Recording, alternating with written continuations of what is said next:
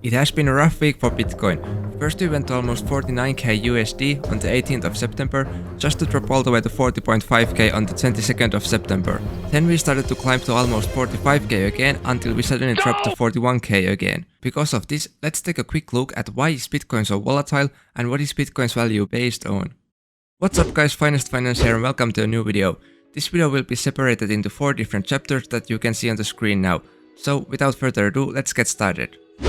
So how is the future value of investments usually calculated? There are many different valuation methods like Gordon's growth model for dividend stocks, DCF model, economic value added model and so on, but they all have one thing in common: discounting.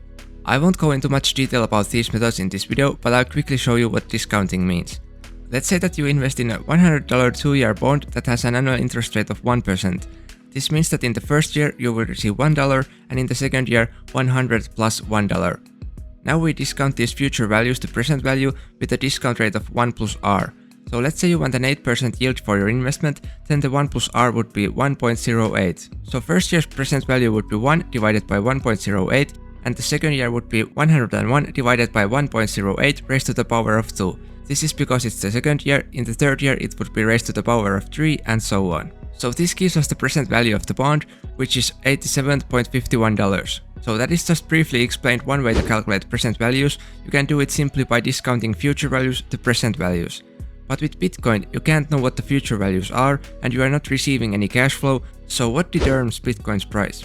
Simply put, supply and demand. Let's first take a look at the supply.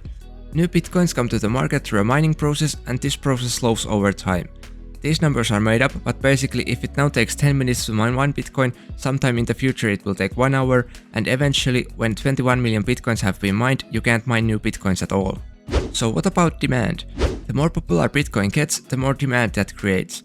When companies start to accept Bitcoin as payment, or institutions like banks start to invest in Bitcoin, it makes Bitcoin more useful since you can use it as an exchange. Simply explained, if regulations make Bitcoin illegal and you can't do anything with it, the demand goes down because no one wants Bitcoin anymore. And if every store accepts Bitcoin as a payment method, demand goes very high because you can buy anything with it, making it useful to have. But how does this affect Bitcoin's price?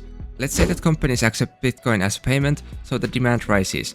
Because supply is based on the mining process, at some point demand might increase while the supply of new Bitcoins keep on decreasing. Because of this, the price of Bitcoin rises because people are willing to pay more to get it because there is a higher demand for it. I could show you all kinds of graphs about the law of supply and demand here, but let's put it more simply. You have been partying the whole weekend and haven't eaten anything for 2 days. While going home, you walk past a pizzeria. How much are you willing to pay for the pizza? You really have a high demand for it, so you are going to pay $20 to finally have something to eat. Great! 2 days later you pass that pizzeria while coming home from your friend's barbecue party. You are so full that you can barely walk. You can see there is a discount in the pizzeria, 1 pizza for $10 only. Since you are so full already, you don't want to pay even that $10 for the pizza, even though you bought the same pizza for $20 earlier. So in short, when the demand rises but the supply doesn't rise as much, the price goes up. And when the supply rises but there is no demand, the price goes down. You can easily see it from this graph. When Tesla bought $1.5 billion worth of Bitcoin and said that they are going to accept Bitcoin as a payment, demand increased and this happened. When Elon Musk told that Tesla won't accept Bitcoin anymore, demand decreased and this happened. So why is Bitcoin so volatile? As the previous Tesla example shows, Bitcoin prices go up and down a lot. There are many reasons why the price changes so much, such as media coverage, speculations, decisions that institutes make and so on. But simply put, when something positive happens, for example Tesla tells that they are going to accept Bitcoin as payment, the Bitcoin price goes higher because more and more people want to own Bitcoin. Or when China's central bank bans cryptocurrency transactions and mining, we see a drop like earlier in this week. This is because more and more people want to get rid of their Bitcoins when hearing bad news, so suddenly the supply rises and makes the price go down. As mentioned at the beginning of the video, stocks for example can be evaluated on their earnings, cash flow and future prospects. With Bitcoin, speculation affects the price harder because there isn't any cash flow and earnings that you can discount to present value. So let's get to the last part of the video. How can you make money with Bitcoin? Since it is very hard to calculate what the exact price for the Bitcoin should be, making money with Bitcoin can be quite hard. Of course, we can see all those crypto millionaires in the news often, but how can you know if you should buy Bitcoin now when it's 45k or when it drops to 30k or when it was at the current all-time high 63k?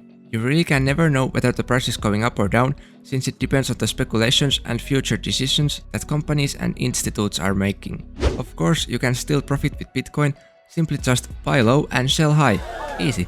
If you are good at technical analysis, you can use Bitcoin for trading. Or you can put X amount every month into Bitcoin, so then sometimes you are going to buy when the price is low and sometimes you will buy when the price is higher. Or if you really believe that in the future Bitcoin is going to be $100k or even $500k, then you probably want to go all in. There are also other ways to make money with Bitcoin, like lending them.